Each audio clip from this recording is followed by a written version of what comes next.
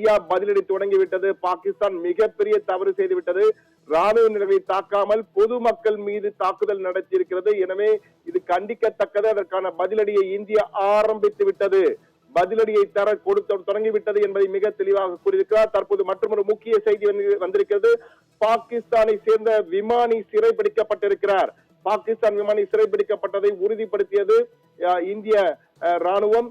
தற்போது ஜெய்சல்மார், ராஜஸ்தானில ஜெய்சல்மார் அலி அவர்கள் சிக்கியிருக்கிறார். அந்த விமானம் கீழே சுட்டு வீழ்த்தப்பட்டது. பிறகு அவர் கீழே தப்பிய பொழுது அவர் கைது செய்யப்பட்டிருக்கிறார்.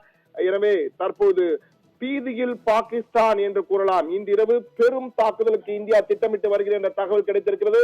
எனவே பதிலடி சாதாரண பதிலடி அல்ல, மிகப்பெரிய பதிலடிக்கு இந்தியா தயாராக இருக்கிறது. பாகிஸ்தான் விமானி தற்போது சிறைபிடிக்கப்பட்டிருக்கிறார், கைது செய்யப்பட்டிருக்கிறார் என்றும் கூறலாம். அதிரடியாக இந்திய ராணுவம் தற்போது களமிறங்கி இருக்கிறது. இன்றிரவு பெரும் தாக்குதலுக்கு தயாராகும் இந்தியா என்ற தகவல் தற்போது கிடைத்திருக்கிறது.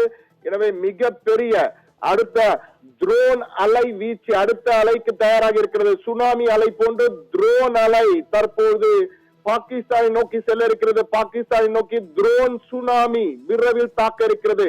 அந்த ட்ரோன் சுனாமியிலே பாகிஸ்தான் மிகப்பெரிய அழிவை சந்திக்கும் என்பதுதான் தற்போது இந்திய ராணுவத்தில் நமக்கு கிடைத்திருக்கின்ற தகவல்.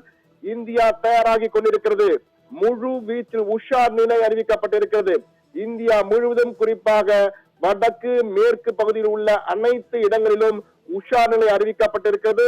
இன்று இரவு மிகப்பெரிய ட்ரோன் சுனாமியை சந்திக்க இருக்கிறது பாகிஸ்தான். லாகூர், கராச்சி, இஸ்லாமாபாத், ராவல்பிண்டி, சியால்கோட் என்ற பல முக்கிய நகரங்கள் ட்ரோன் சுனாமியை சந்திக்க இருக்கின்றன. இந்தியாவின் ட்ரோன் சுனாமியின் மூலமாக மிகப்பெரிய அழிவை பாகிஸ்தான் எதிர்நோக்கி கொண்டிருக்கிறது. அதுவும் இதை ட்ரோன் சுனாமி தற்கொலை ட்ரோன்கள், இவை நேரடியாக சென்று துல்லியமாக இலக்கை தாக்கக்கூடியவை, இலக்கை தாக்கி மிகப்பெரிய அழிவை ஏற்படுத்தக்கூடியவை தான் இந்த ட்ரோன் தற்கொலை சுனாமி படை.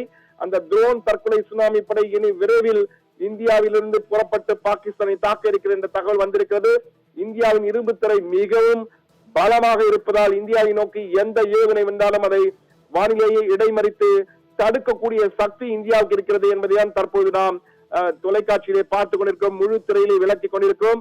பிருத்வி ஏவுகணை, மேம்பட்ட வான்தடுப்பு ஏவுகணை, ஆகாஷ் ஏவுகணை, S-400 ஏவுகணை என இந்த 4 ஏவுகணைகள் மூலமாக இந்தியாவின் இரும்பு திறமை பலமாக இருக்கிறது. எந்த ஒரு ஏவுகணை வந்தாலும் அது சுட்டு வீழ்த்தப்படும் விண்ணிலேயே என்பதை நாம் தெளிவாக புரிந்திருக்கிறோம். அதைதான் இன்று இந்தியா செய்தும் காட்டியிருக்கிறது. ஜம்மு காஷ்மீர் பகுதியிலே அவர்கள் வீசிய ஏவுகணைகள் தடுத்திருக்கிறது.